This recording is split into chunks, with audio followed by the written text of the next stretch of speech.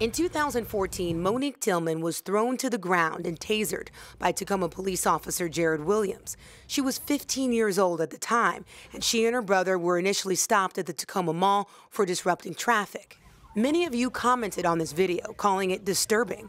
Some asked, how bad does one have to disrupt traffic to be handled in this manner? Last week, a federal jury found the officer used excessive force and violated Monique's constitutional rights.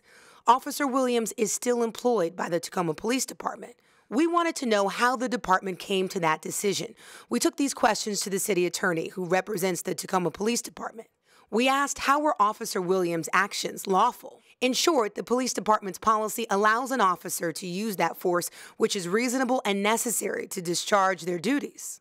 We also asked what training Officer Williams was required to take following the incident. In response, a supervisor suggested Officer Williams have a refresher course on defensive tactics. His individual training wasn't done. Officer Williams was provided subsequent training as part of a department-wide training effort in February of 2015.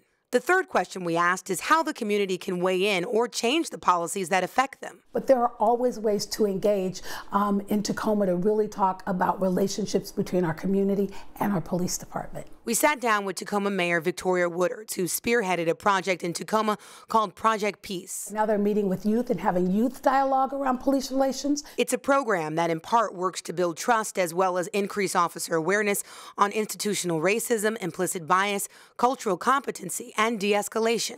I think it's incumbent upon us as policymakers to make sure that there are ways for the community to engage, but I think when we make those ways to engage, that it's incumbent upon the community to then take advantage of those. In Tacoma, Jenna Hanchard, King 5 News.